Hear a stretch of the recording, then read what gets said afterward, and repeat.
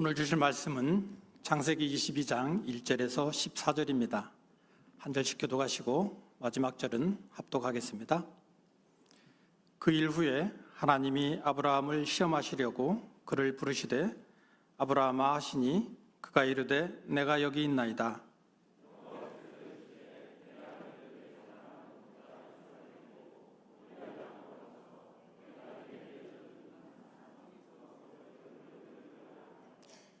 아브라함이 아침에 일찍이 일어나 나귀의 안장을 지우고 두 종과 그의 아들 이삭을 데리고 번제에 쓸 나무를 쪼개어 가지고 떠나 하나님이 자기에게 일러주신 곳으로 가더니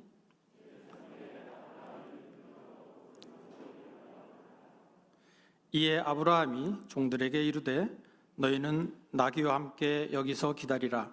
내가 아이와 함께 거기 가서 예배하고 우리가 너희에게로 돌아오리라 하고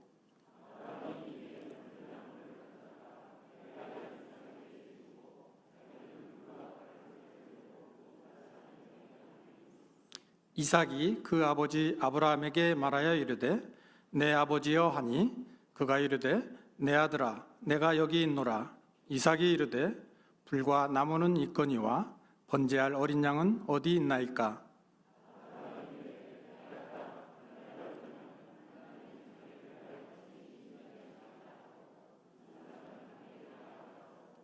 하나님이 그에게 일러주신 곳에 이른지라. 이에 아브라함이 그곳에 제단을 쌓고 나무를 버려놓고 그의 아들 이삭을 결박하여 제단 나무 위에 놓고 여호와의 사자가 하늘에서부터 그를 불러 이르시되 아브라함아 아브라함아 하시는지라. 이르되 내가 여기 있나이다 하매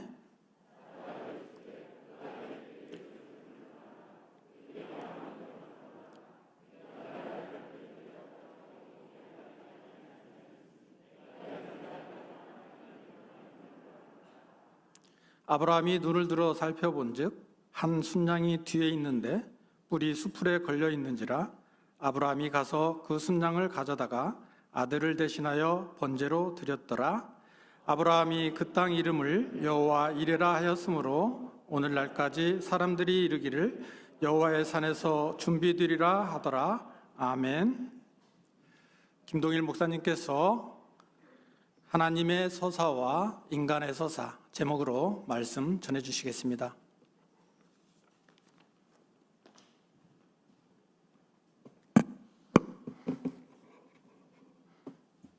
기도하십니다. 하나님, 오늘도 우리가 마음을 다하고 뜻을 다하고 성품을 다하고 힘을 다하여 주 하나님을 사랑하나이다. 주님을 예배합니다. 홀로 영광 받으시옵소서. 이 시간에 하나님의 말씀을 가장 낮은 곳에 있는 자의 마음으로 두렵고 떨림으로 수종들고자 하오니 주님께서 종을 사용하여 주시기 원합니다. 예수님의 이름으로 기도합니다. 아멘. 여러분, 오늘 이 시간에 하나님이 우리에게 내려주시는 샬롬을 여러분과 제가 함께 누리는 시간이 되기를 주님의 이름으로 축복합니다. 제가 존경하는 또 사랑하는 우리 장로님이 한 분 계신데 그분께서 유튜브에서 어른 김장하라고 하는 그런 유튜브를 보시고 많이 우시고 감동하셨다라고 그렇게 말씀을 하시고 권해주셔서 저도 지난주에 그 유튜브를 보았습니다. 우리 PPT를 한번 보여주시면 이제 그분의 그 삶이 오늘날 우리가 종교 분야건 정치 분야건 어떤 분야건 어른이 없는 시대다라고 우리가 한탄하지 않습니까? 그런데 저분의 삶을 우리가 보면서 이 시대에 숨겨져 있지만 정말로 참된 어른이시구나라고 하는 생각을 하지 않을 수가 없었습니다. 그 장로님이 펑펑 울었다고 그랬는데 그래서 저는 안 울려고 각오를 하고서 봤는데 저도 펑펑 울었어요. 그렇게 하면서 그분이 거기 잠깐만 비춰주시면 그분이 그 다큐멘터리 말미에 이런 말씀을 하셨어요. 돈이라고 하는 것이 똥하고 같아서 모아놓으면 악취를 풍기는데 밭에 골고루 뿌려놓으면 좋은 거름이 된다. 저분은 저 말씀을 실천하시는 사람이었습니다. 수많은 이 땅의 지도자들이 저분의 장학금을 받고 또 진주 지역 그 작은 지역에서 그렇게 이제 한국 사회의 동량으로 자라간 그분들의 그 많은 이야기들이 있습니다.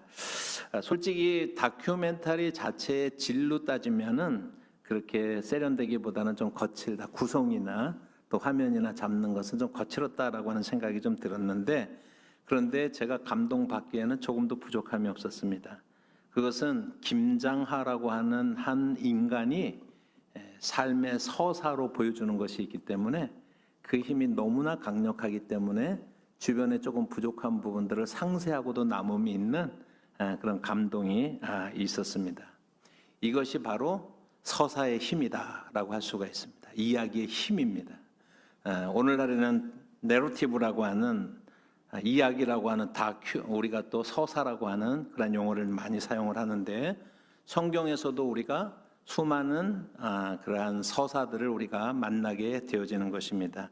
우리는 또 그것을 읽으면서 그 서사의 힘에 이끌려서 감동도 하게 되고 은혜도 받게 되고 때때로는 눈물도 흘리게 되고 또 우리도 그렇게 살아야지라고 하는 그런 결단도 하게 되어집니다. 아브라함의 서사들을 우리가 생각을 해보십시오. 요셉의 서사를 우리가 한번 생각해 보시기를 바랍니다. 어떻게 그렇게 비참한 가운데서, 그리고 어떻게 그렇게 높은 자리에 극적으로 올랐음에도 불구하고 하나님 앞에 늘 겸손함으로 청지기적 사명을 감당하는 그 요셉의 서사가 주는 힘이 우리를 하여금 도전을 주게 되어집니다. 모세의 서사들이 있고 다윗의 서사들이 있고 이런 모든 것들이 다 극적이고 놀랍습니다. 하지만 서사의 힘이 크기 때문에 서사의 힘이 크면 클수록 우리가 좀 조심스럽게 접근해야 될 부분들도 있다. 성경을 읽는 데 있어서 그렇다라고 하는 것입니다. 다음에 표를 한번 보여주시면 성경은 어떤 이야기냐면 아브라함의 서사가 있고 다윗의 서사, 이사야의 서사, 선지자들의 서사가 있고 베드로의 서사가 있고 바울의 서사들이 모여져 있습니다. 성경 속에 다 기록이 되어 있지 않습니까?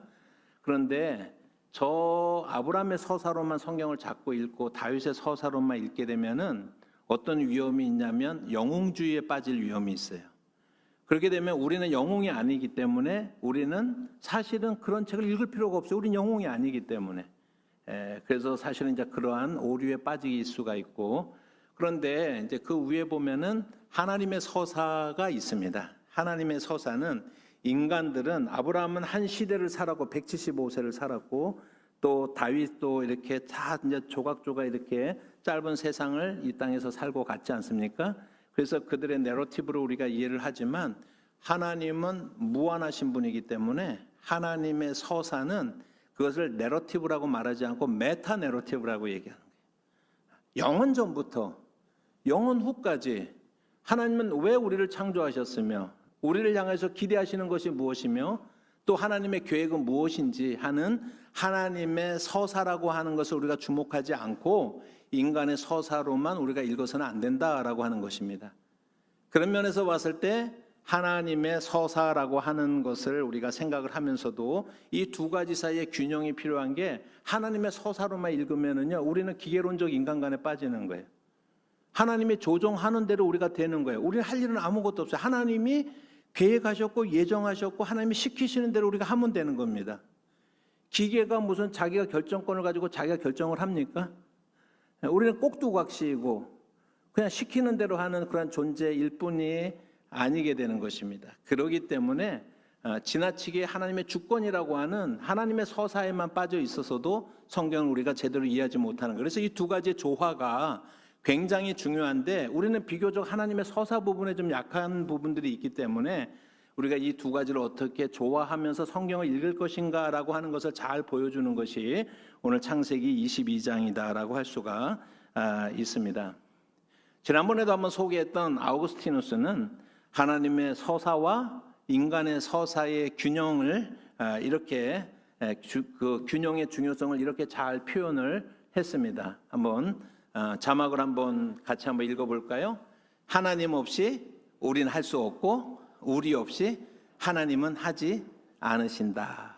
이 말에 하나님의 서사와 인간의 서사가 어떻게 잘 어우러질 때 우리가 성경을 올바로 이해하게 되고 또 그것이 우리에게 현실적인 의미로 다가오는지를 우리가 알 수가 있다라고 생각을 합니다.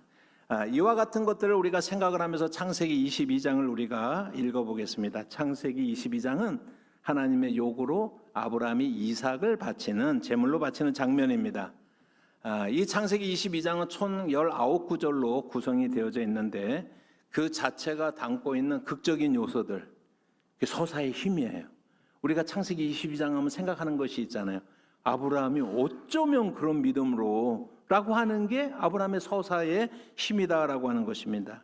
이 19절로 구성된 창세기 22장은 많은 예술가들에게 모티브를 제공했어요. 그들의 그 영성을 이렇게 자극을 했습니다. 그래서 영감을 주었고 지금 또 주고 있습니다. 철학가들도 이 창세기 22장의 모티브를 가지고 자기의 철학적인 논지를 이렇게 이렇게 전개해 나간 그런 사람들도 있습니다. 그 중에서 가장 유명한 사람이 누구냐면 덴마크 출신의 철학자였던 쉐렌 케르케고르라고 하는 사람이 바로 이 창세기 22장을 가지고 자기의 철학적 이야기들을 전개해 나갔는데 사실은 케르케고르 같은 사람들은 사실은 그 신학자이기도 해요. 신학자에 더 가까운 그런 사람입니다. 우리는 실존주의 철학자로 알려져 있지만은 그 쉐렌 케르케고르의 조금 이따가 틀어주시고요. 그거는요. 쉐렌 케르케고르의 가장 유명한 우리에게 던져준 철학적 명제가 뭡니까? 명제가 뭐죠? 신 앞에 선 단독자라고 하는 이제 그러한 그 이야기를 한 사람이 바로 그 사람입니다. 하나님 앞에 선 단독자라고 하는 그런 유명한 철학적 사유는 오늘 우리 기독교인들에게 대단히 중요한 그러한 그 어떤 명제라고 할 수가 있죠. 여러분, 우리는 신앙생활을 한다라고 하는 것은 하나님 앞에 단독으로 서 있는 경험이 필요한 거예요. 내 아내의 힘을 좀 도움을 받는 것이 아니라, 내 남편의 도움을 좀 받는 것이 아니라, 부모의 도움을 받는 것이 아니라, 아무도 나를 도와줄 수 없는 그런 고립적 상황 속에서 하나님과 조우하는 그러한 하나님 앞에 서는 경험이 있어야 사실은 이 사람이 제대로 독립적인 신앙생활을 잘 할 수 있는 그런 입문에 들어섰다라고 할 수가 있겠습니다. 여러분, 케르케고르의 그 대표작이 공포와 전율이라고 하는 그러한 그 이제 책이 있는데 제목이 좀 무시무시하죠. 공포와 전율이라고 하는 그런 책인데 그것은 빌립보서 2장 12절의 말씀을 보시면 너희는 두렵고 떨림으로 너희 구원을 이루라라고 말씀했잖아요. 두렵고 떨림으로 공포와 전율, 이게 그대로 책 제목이에요. 그래서 사실은 그 책 제목이 기괴한 것이 아니라 빌립보서 2장 12절의 말씀이 책 제목으로 나와 있는데 제목은 빌립보서 2장 12절인데 내용은 창세기 22장의 이야기예요. 창세기 22장의 이야기입니다. 이 책에서 아브라함이 모리아산으로 이삭을 바치기 위해서 올라가는 장면을 이렇게 묘사를 하고 있습니다. PPT를 한번 봐주시면 그 부분을 말씀을 드리면 자, 같이 한번 읽어볼까요? 그는 홀로 고립된 채 두려움과 떨림으로 하나님의 명령을 따라 모리아산으로 올라간다. 그런 의미에서 아브라함은 하나님 앞에 선 단독자이다. 그러니까 우리가 그냥 저 말만 딱 떼어넣어서 우리가 이해를 하고 있지만 문맥으로 보면은 저 공포와 전율이라는 책에서 신 앞에 선 단독자라는 말을 처음 한 거예요. 그래서 그것은 아브라함이 이삭을 드리기 위해서 모리아산으로 올라가는 그 장면이야말로 하나님 앞에 홀로 서는 경험을 한 그 순간이었다라고 이야기를 한 것입니다. 제가 저 해석을 찬성하느냐 하는 것은 조금 이따 말씀을 드리기로 하고 창세기 22장은 이렇게 예술가들이나 아니면 철학가들이나 그럴 뿐만 아니라 많은 설교가들에 의해서 재생되어지고 반복되어지는 그런 설교 본문이기도 한 것입니다. 어쩌면 여러분들이 오늘 본문 창세기 22장을 읽을 때 그래도 마음의 여유를 좀 가지면서 약간 자세를 뒤로 이렇게 누워 계신 분들 바로 똑바로 앉으시기를 바랍니다. 네, 그 정도로 우리에게 이제 유명한 구절이기도 하고 또 영원히 우리의 영성과 우리의 감성을 자극하는 그러한 본문이기도 합니다. 하지만 다른 한편에서 봤을 때 창세기 22장에 대한 전통적인 우리가 그동안 알고 있는 그러한 해석은 성경을 부분적으로 읽고 사적으로 읽고, 그러니까는 하나님의 서사를 제외하고 아브라함의 서사로만 읽었을 때 우리가 어떻게 심각한 오독에 빠질 수 있는가라고 하는 것을 보여주는 전형적인 예가 창세기 22장이라고 할 수가 있습니다. 오늘 우리는 창세기 22장을 아브라함의 서사로만 읽지 않고 하나님의 서사로 우리가 읽어내기를 원합니다. 그리고 난 다음에 다시 우리의 적용해서 아브라함의 서사를 다른 각도에서 우리가 생각을 하면서 읽어야지 창세기 22장의 본문이 우리에게 분명히 다가온다라고 할 수가 있습니다. 이제 창세기 22장의 이야기 속으로 우리가 함께 들어가 보도록 하겠습니다.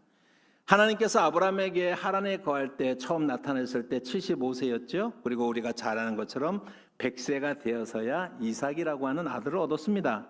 사라가 나이가 90세였는데 사라가요, 이삭을 낳아서 이름이 이삭의 뜻이 뭐냐면 웃음이라고 하는 뜻이에요. 그러니까는 한마디로 말하면은 사라가 이삭을 놔놓고 나서 얼마나 웃음이 나오겠어요? 저절로 웃음이 나오겠죠, 그죠? 왜 안 그러겠습니까? 창세기 21장 6절에 보면 90세 아이를 낳은 사라의 기쁨을 이렇게 표현하고 있습니다. 사라가 이르되 하나님이 나를 웃게 하시니, 이삭이라는 것이죠. 듣는 자가 다 나와 함께 웃으리로다. 그게 이삭이에요. 그게 이삭의 뜻이라고 하는 것입니다. 우리식으로 표현하면은요, 사라는 아이가 태어났는데요, 이 아이가 정말로 정말 내 아이구나, 웃는 거예요. 예.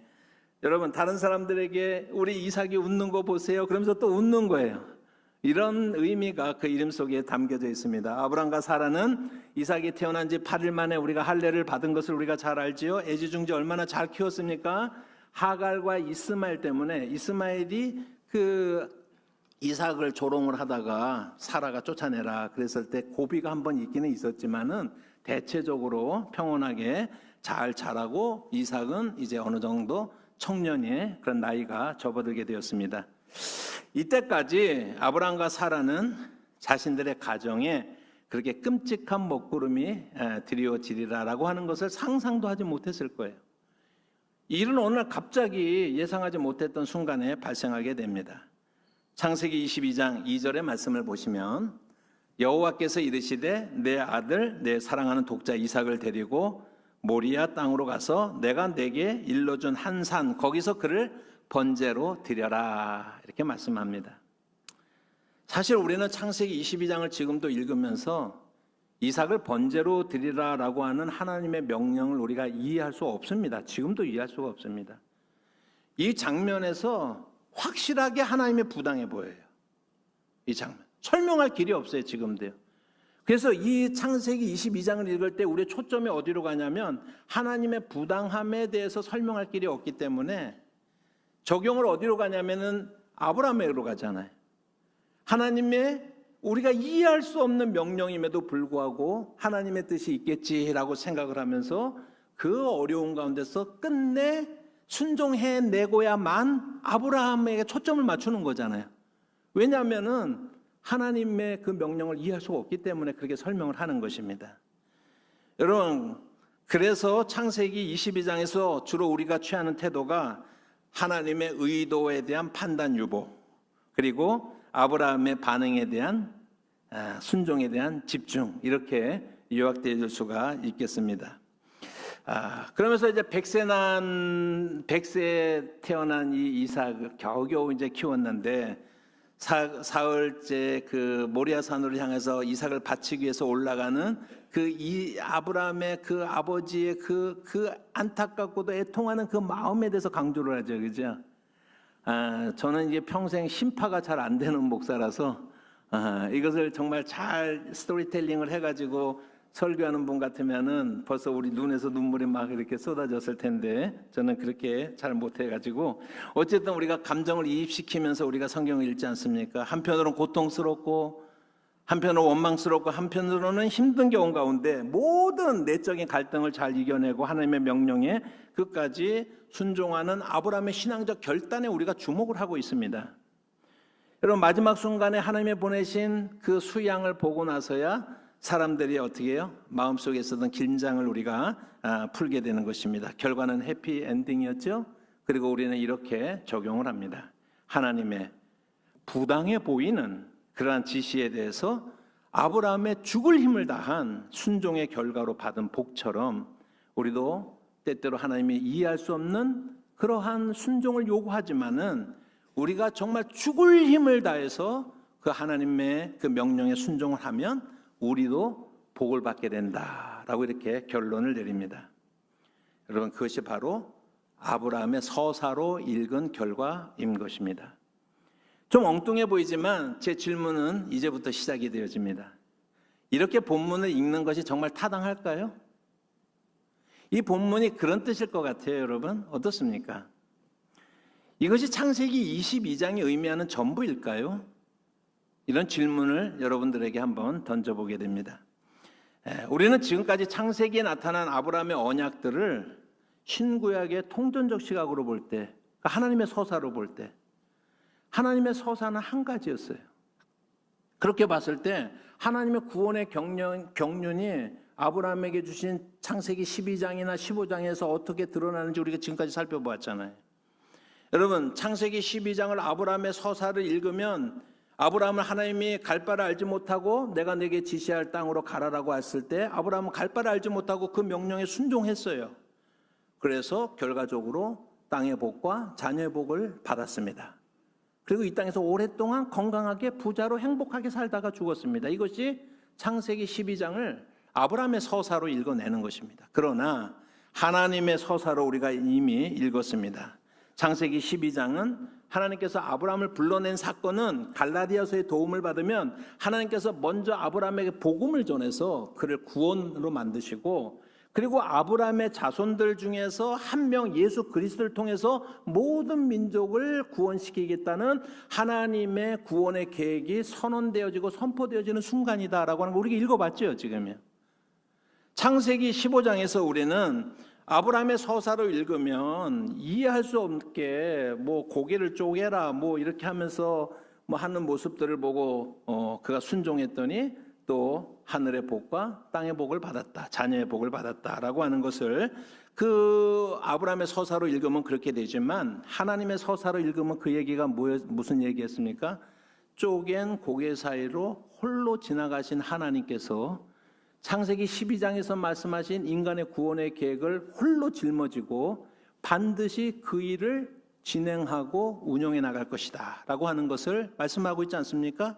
거기에서 창세기 15장의 중요한 것은 뭐였어요? 십자가였어요. 십자가. 그것이 어떻게 신약 속에서 실제로 전개되는지를 우리가 살펴보았습니다. 그렇다면 창세기 22장도 아브라함의 내러티브, 아브라함의 서사로 읽지 않고 하나님의 서사로 우리가 읽어내면 바로 창세기 22장은 뭔가 다른 것일 것이다 라고 하는 기대가 여러분들에게 생기면 창세기 12장과 15장을 잘 이해하신 거예요. 그래서 오늘 그 창세기 22장의 이야기를 좀 하겠습니다. 아브라함의 행동을 정확하게 이해하기 위해서 창세기 22장에 대한 기존의 모든 선입관을 여러분들이 다 지워버리는 게 좋을 것 같아요. 그리고 제가 여러분들에게 좀 안내하는 대로 한번 따라와 보시기 바랍니다. 창세기 22장입니다. 아브라함이 슬퍼하다, 힘들어했다, 아파했다, 울었다, 하나님의 명령의 부당함에 대해서 항의했다 라고 하는 말씀이 22장에 있어요, 없어요? 없어요. 우리 생각일 뿐이에요. 그렇겠지라고 하는 우리 생각일 뿐이지 성경에는 그것을 전혀 지지하지 않는다는 데 문제가 있다라고 하는 것입니다.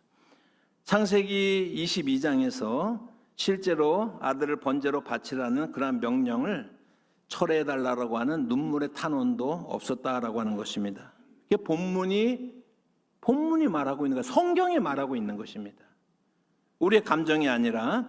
여러분, 직접 본문을 우리 한번 확인해 보겠습니다. 창세기 22장 3절 말씀입니다. 같이 한번 읽어보실까요?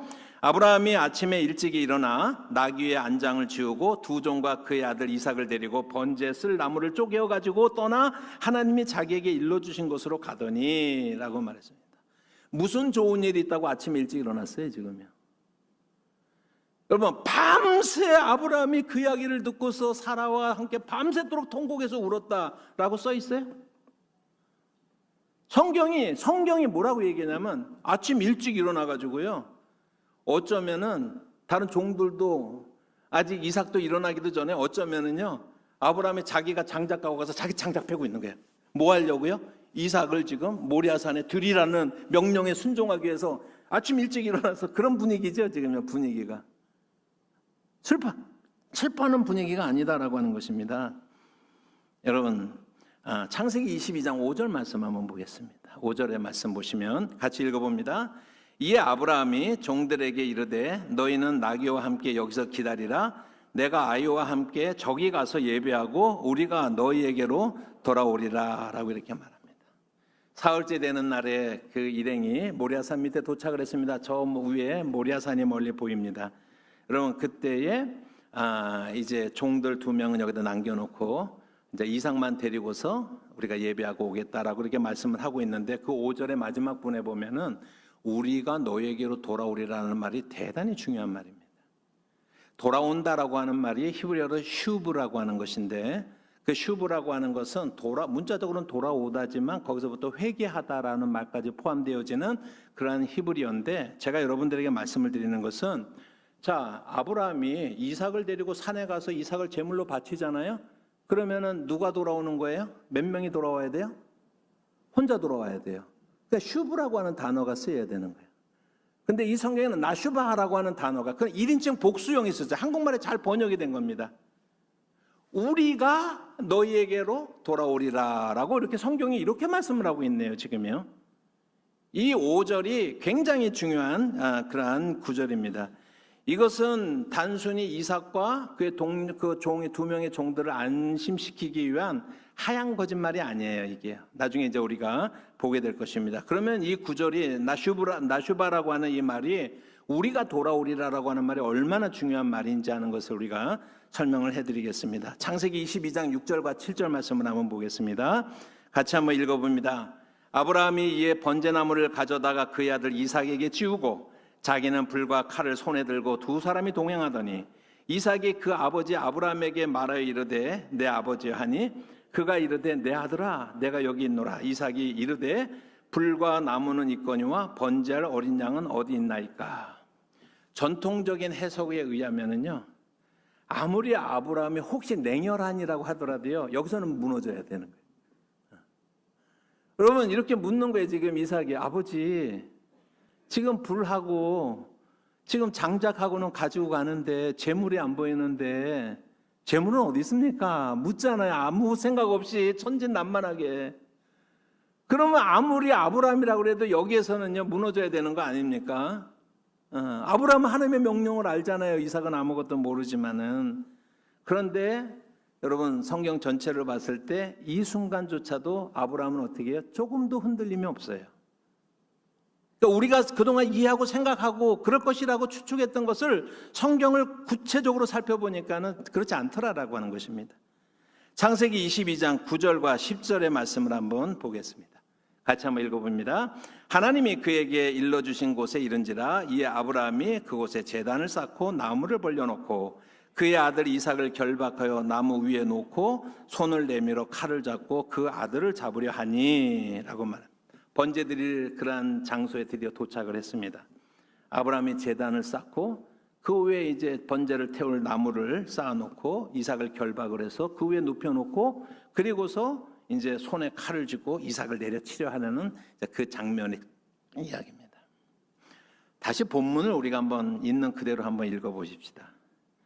단을 세우면서 너무 마음이 무너져서 힘들어서 세워라 내워라 단을 쌓고 여러분 그 위에 나무를 쌓는데 하나하나 울면서 하나하나 쌓으면서 하나님 어쩜 이럴 수가 있습니까? 라면서 울면서 통곡하면서 나무를 쌓고 그리고 이삭아 아들아 미안해 하면서 막 이삭을 결박해가지고 네가 누워라 그러면서 이삭을 눕히고 그리고서요 정말 눈물 앞을 가린 채로 정말 그 칼을 들어가지고 이삭을 내려쳤다 이렇게 써 있어요? 이렇게 써 있지 않고요. 이것은요, 문장을 읽어보면 어떤 의미가 되냐면, 문법적으로 어떤 의미가 되면요, 아브라함이 단을 쌓고 나무를 올려놓고 이삭을 결박하고 그 위에 올려놓고 손을 들어서 이삭을 치러 하며 한 동작이에요. 이 구절 자체가 한 동작이다라고 하는 것입니다. 여러분, 지금까지 제가 설명드린 바에 의하면 적어도 우리가 지금까지 일반적으로 창세기 22장을 해석하고 그 결론을 내리고 또 적용을 했던 그러한 적용은 당연히 수정돼야 되는 거예요. Something new. 뭔가 다른 게 있어요. 창세기 22장을 우리가 잘 봐야 되는데 창세기 22장의 아브라함의 믿음에는 특별한 것이 있습니다. 여러분, 아브라함이 25장에 176세인가요? 175세인가? 그때 죽습니다. 아브라함이 25장에 죽습니다. 그런데 아브라함이 의미 있게 등장하는 게 이제 창세기 12장부터잖아요. 그죠? 그리고 사실은 이삭을 바치는 이 장면 22장까지가 의미 있는 아브라함의 삶이고 그 다음에는 뭐 누구 구두라를 취하고 후처를 취하고 그러고 이제 죽었다 그 얘기들이 나오는 것이고 12장부터 22장까지가 아브라함의 삶을 엑기스를 거기다 담아내고 있는데 우리는 그동안 어떻게 해석을 하냐면요, 창세기 12장의 아브라함의 신앙의 출발을 위대한 신앙의 출발로, 누구도 따라갈 수 없는 위대한 신앙의 출발로 보는데, 그래서 100점이에요 점수로 따지면. 창세기 22장은 우리가 어떻게 읽냐면 힘들지만 순종을 했어. 순종을 했잖아요, 그죠? 우리 감히 그렇게 순종 못하잖아요. 그래서 한 80점쯤 했어요. 그러니까는요, 선을 그어보면 어떻게 되냐면 아브라함의 믿음이 12장에서 100점에서 출발해갖고 22장에서 80점에서 끝나는 거예요. 그러나 하나님의 서사로 읽으면 어떻게 되냐면요, 창세기 12장은 이미 말씀드렸지만 아브라함이 위대한 신앙의 출발일 필요가 있어요, 없어요? 전혀 없어요. 그럴까 필요가. 그냥 평범한 출발이에요. 10점으로 출발하는 겁니다. 최소한의 믿음을 가지고서. 수메대적 상황 제가 다 설명을 드렸잖아요. 그런데 창세기 22장에 가면은요, 100점짜리 신앙을 보여주는 거예요. 100점짜리 신앙을. 아브라함의 신앙이 계속해서 성장한 것입니다. 거기에는 누가 있어요? 하나님의 열심이 있는 거예요. 하나님이 계속해서 아브라함에게 함께 하시는 그것을 경험하면서 아브라함의 신앙이 점점점 자라가서 이제 22장까지 자라가는 것이다 라고 할 수가 있습니다. 여러분, 이것을 하나님에 대한 호칭을 통해서 우리가 살펴볼 수가 있는데, 여러분, 창세기 12장 8절에 보면 아브라함의 베델과 아이 사이에 단을 쌓고서 여호와의 이름을 불렀다라고 하는 그런 말씀이 있어요. 창세기 지금 장절을 한번 유의해서 들어주세요. 창세기 12장 8절입니다. 13장 4절에 보면은 또 하나님께서 전에 아브라함이 제사를 하나님 앞에 제사를 드렸던 그곳 똑같은 베델과 아이 사이의 거기에서 이번에도 여호와 이름을 불렀다라고 이렇게 말씀하고 있어요. 그냥 여호와 이름을 부른 것입니다. 그런데 창세기 14장에 가면 지금 12장 얘기했고 13장 얘기했습니다. 14장 22절에 가면 아브라함이 소돔 왕에게 이르되 천지의 주제이시오 지극히 높으신 하나님 여호와께 내가 손을 들어 맹세합니다라고 이렇게 이야기를 하고 있어요. 그 아브라함이 자기 입으로 하나님을 그냥 여호와가 아니라 뭐라고 얘기했어요? 천지의 주제이시오 지극히 높으신 하나님이라고 했어요. 엘엘련이라고 얘기를 하고 있어요. 신앙의 고백의 내용이 더 깊어지고 달라졌죠. 지금요. 14장에서요. 여러분, 12장 이후에 정말 하나님이 주도하여서 경험하게 된 그 아브라함의 많은 경험을 통해서 하나님이 누구인지를 진짜 실제로 체험하고 배워가는 거예요, 지금요. 경험해가는 것입니다. 그러면서 그가 수메르의 신의 체계에서 하위 신인 이기기가 아니라 정말로 특별하신 분이구나라고 하는 것을 배워가고 있는 과정입니다. 17장으로 넘어가면 1절의 말씀해 보시면 아브라함이 99세 때 여호와께서 아브라함에게 나타나셔서 그에게 이르시되 나는 전능한 하나님이라 너는 내 앞에서 행하여 완전하라 라고 이렇게 말을 합니다. 우리 지난번에 한번 이미 살펴보았습니다. 여러분, 여기서 하나님은 아브라함에게 뭐라고 나타나셨냐면 나는 전능한 하나님이야 라고 이렇게 나타납니다. 이게 창세기 12장하고 다른 거예요. 이미 설명드렸어요. 창세기 12장에서 말하는 하나님이요, 아브라함에게 나는 전능한 하나님이야 라고 나타났으면요, 아브라함이 뭐라고 반응했을 확률이 100%냐면요 누구세요? 이렇게 반응을 했을 거예요. 왜냐하면 아눈나키 50명의 신의 이름 상위신들을 우리 다 안다고 그랬죠. 이름을요, 지금요. 그 명단에 있어요, 없어요? 없어요. 가족신. 이기기로 생각을 했는데 나는 전능한 하나님이야 라고 말을 해봤자, 그러니까는 하나님께서 아브라함에게 당신을 나타내는 것도 아브라함의 신앙의 눈높이에 맞춰서 당신을 드러내시는 거예요, 지금요. 그냥 나는 너의 신이야. 내가 너의 신이 되어줄게. 라고 이렇게 나타났지만 17장에 가면은 이제 뭐라고 얘기하는 거예요? 나는 전능한 하나님이야. 라고 말을 해도 아브라함이 어떻게 되는 거예요? 맞지요. 하나님은 전능하신 하나님이죠. 신앙이 어떻게 된 겁니까? 잘한 거예요. 하나님의 열심을 통해서. 여러분, 창세기 21장 33절의 말씀을 보시면 아브라함은 브엘세바에 에셀나무를 심고 거기서 영원하신 여호와의 이름을 불렀으며 라고 이렇게 말씀하고 있습니다. 이게 굉장히 중요하고 깊은 신앙 고백입니다. 영원하신 여호와, 엘 올라함이라고 얘기를 하고 있습니다. 하나님은요, 영원하신 분이에요.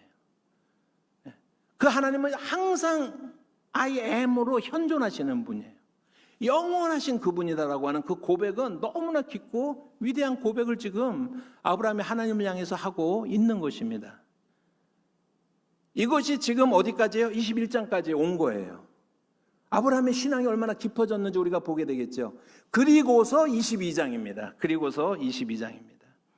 여러분, 아브라함이 하나님을 부르는 호칭은, 또 하나님의 스스로 당신을 드러내시는 호칭 하나하나는 단순한 호칭이 아니라 아브라함의 신앙 고백이고 아브라함이 얼마나 영적으로 성장하고 성숙해 갔는지라고 하는 것을 보여주는 바로메타와 같은 역할을 하고 있는 것입니다. 그 가운데 이제 절정이 22장이다라고 하는 것입니다. 이제 우리가 질문을 좀 바꿔봅시다. 여러분, 아브라함은 어떻게 그렇게 담담하게 하나님께서 명령하시는 것을 그렇게 담담하게 순종할 수 있었을까? 이것이 우리에게 새롭게 던져지는 전환 질문이라고 할 수가 있습니다. 창세기 22장의 아브라함의 순종의 비결은 신약에서 밝혀져요. 여러분, 우리 창세기 15장의 비밀은, 창세기 12장의 비밀은 갈라디아서에서 밝혀졌잖아요. 신약에서 밝혀졌잖아요. 창세기 15장의 이야기들은 신약에서 밝혀지잖아요. 그거와 마찬가지로 창세기 22장의 비밀이 신약에서 밝혀져요. 히브리서 11장 말씀을 한번 같이 읽어보도록 하겠습니다. 11절, 17절부터 19절입니다. 같이 읽어보십니다. 시작. 아브라함은 시험을 받을 때 믿음으로 이삭을 드렸으니 그는 약속들을 받은 자로 돼 이 외아들을 드렸느니라. 그에게 이미 말씀하시기를 내 자손이라 칭할 자는 이삭으로 말미암으리라 하셨으니 그가 하나님이 능히 이삭을 죽은 자 가운데서 다시 살리실 줄로 생각한지라. 비유컨대 그를 죽은 자 가운데서 도로 받은 것이니라 라고 이렇게 말씀하고 있습니다. 여러분, 17절의 말씀을 보면 아브라함은 시험을 받을 때 이삭을 탁 드렸어요.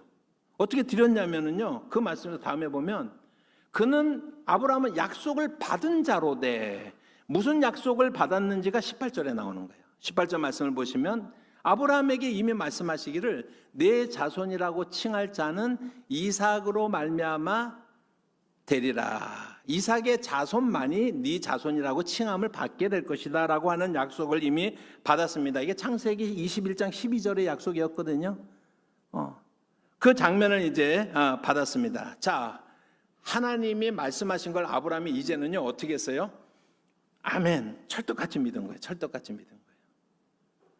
그 믿음이 지금 히브리서가 설명을 하고 있는 것입니다.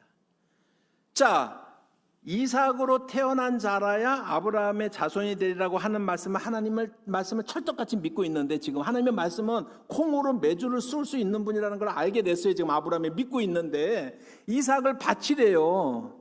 그러면 아브라함은 지금 어떤 생각을 할 수밖에 없냐면요, 이삭을 하나님 앞에 드려도 하나님이 어떻게 하실 거라고요? 다시 살리실 것이다라고 하는 믿음이 있었다라고 하는 거예요. 이게 히브리서 11장 17절부터 19절까지 설명하고 있는 거예요. 그러니까 어떻게 아브라함이 그런 순종을 할 수가 있었냐면 창세기 22장의 아브라함은 부활의 신앙을 가지고 있었던 거예요. 부활의 신앙을. 여러분, 그것이 히브리서 11장 19절의 설명이다라고 하는 것입니다. 여러분, 우리가 메타 내러티브라고 읽고 있는 하나님의 서사의 내용이 무엇입니까? 창세기 12장에서는 예수 그리스도를 통해서 모든 민족을 구원하겠다. 창세기 15장은 그런데 그 사건은 예수의 십자가를 통해서 이루겠다. 창세기 22장은 뭐를 설명하는 거예요? 그것은 예수 그리스도의 부활을 통해서 너희가 확증함을 입을 것이다 라고 하는 말씀을 누구에게 준 거예요 지금요? 아브라함에게 이미 준 거예요. 아브라함에게. PPT를 한번 보시기를 바랍니다. 그걸 정리를 해보면 창세기 아브라함 언약에 나타난 계시의 점진성과 통일성이라는 게 아브라함에게 언약을 5번 줬다고 그랬잖아요. 그 중에서 12장과 15장과 22장을 놓고 보면은 이삭을 바치라, 아브라함을 불러내시잖아요. 창세기 12장에서 그 예수 그리스도를 예표하고 있잖아요. 창세기 15장에서 쪼갠 고기 사이로 지나가신 하나님 이야기가 있잖아요. 그래서 예수의 십자가가 나오죠. 창세기 22장에서 이삭을 바치라고 명령하시잖아요. 그게 뭐라고요? 부활의 이야기가 나와요. 부활이. 그러니까 이미 하나님의 서사, 하나님은 영원하시기 때문에 인간들의 서사들이 아니라 하나님의 서사는 하나예요. 그래서 메타 내러티브는요, 성경은 우리를 통해서 무엇을 얘기하고 있냐면 아브라함에게 이미 예수 그리스도와 그분의 십자가의 죽으심과 부활이라고 하는 그런 복음의 핵심 진술을 이미 아브라함에게 말씀을 하신 거예요. 아멘? 네. 이게 창세기 22장의 의미다라고 하는 것입니다. 이러한 중요한 얘기를 하면서 제가 성경에 한 구절이 있는데 그거 갖고 해석하면 나중에 공격받을 수가 있잖아요. 그럼 로마서 4장 17절과 18절의 말씀 한번 읽어보겠습니다. 같이 읽습니다. 기록된 바 내가 너를 많은 민족의 조상으로 세웠다 하신 것 같으니 그가 믿은 바 하나님은 죽은 자를 살리시며 없는 것을 있는 것으로 부르시는 이시니라. 아브라함이 바랄 수 없는 중에 바라고 믿었으니 이는 내 후손이 이같으리라 하신 말씀대로 많은 민족의 조상이 되게 하려 하심이라. 바울의 증언에 의하면 여러분 아브라함이 믿은 하나님은 어떤 하나님이에요? 죽은 자를 살리시는 하나님을 믿었다. 우리가 다음번 설교에서 제가 요한복음 2장을 가지고 또 한번 설명을 할 터인데 오늘은 이제 이 정도로 우리가 하겠지만 우리가 계속해서 그래서 구약에 나타난 부활의 이야기가 어떤 것들이 있는지 하는 것을 제가 한번 계속해서 말씀을 계속해서 나누려고 생각을 하고 있습니다. 아직 계시의 빛이 어두운 가운데 살았던 아브라함이 이렇듯 부활의 신앙을 가졌어요. 나중에 히브리서 11장 찾아보겠지만 그것은 뭐냐면 멀리서 보고 환영했다라고 얘기했어요. 우리는 가까이서 보는 거예요. 아브라함은 멀리서 봤어요. 멀리서 보고서도 환영했다라고 하는 거예요. 그러나 그 복음의 내용은 변한 것이 아니에요. 우리는 가까이서 보고서 그것을 우리가 알고 있는 차이가 있을 뿐이다 라고 하는 것입니다. 여러분 로마서 4장 23절과 25절까지 말씀 한번 같이 한번 읽어보십니다. 시작. 그에게 의로 여겼다 기록된 것은 아브람만 위한 것이 아니요 의로 여기심을 받은 우리도 위함이니 곧 예수 우리 주를 죽은 자 가운데서 살리신 이를 믿는 자니라. 예수는 우리가 범죄한 것 때문에 내줌이 되고 또한 우리를 의롭다 하시기 위하여 살아나셨느니라 라고 말하고 있습니다. 아브라함의 믿음과 아브라함의 부활의 신앙이라고 하는 것은 아브라함만을 위해서 주어진 것이 아니라 우리를 위해서도 주어졌다라고 하는 거예요. 여러분, 아브라함이 구원받은 그런 복음의 내용과 우리가 구원받은 복음의 내용은 질적으로 어때요? 동일하다라고 하는 거예요. 이게 하나님의 서사라고 하는 거예요. 성경에 말씀하고 있는 하나님의 서사라고 하는 것입니다. 여러분 사도행전 12장에 이렇게 말씀하고 있어요. 다른 이로서는 구원을 받을 수가 없나니 천하 사람 중에 구원을 받을 만한 다른 이름을 주신 적이 없도다라고 말씀한 것입니다.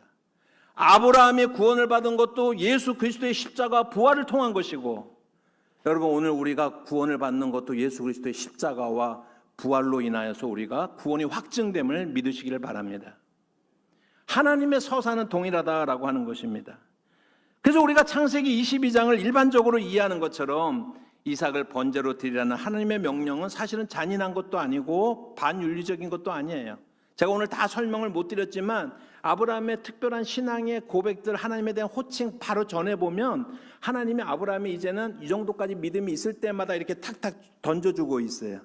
그러니까 창세기 22장도 하나님이 아브라함의 그 믿음이 있는 것을 보시고 던져놓은 거야. 부당한 것이 아니라 부활을 이야기하기 위해서 지금 말씀하시는 것이다라고 하는 것입니다. 계시의 말씀을 우리에게 주신 것이다라고 하는 것입니다. 여러분, 아브라함이 힘들게 순종한 것이 아니라면 적어도 우리가 창세기 22장에서 하나님에게는 공짜가 없습니다. 우리가 흔하게 말하잖아요. 아무리 힘들어도, 우리가 아무리 어려워도 정말 쥐어짜갖고 순종하면 하나님은 10배로 은혜를 더 베풀어 주시고 복을 더 주십니다라고 적용하면 돼요, 안 돼요?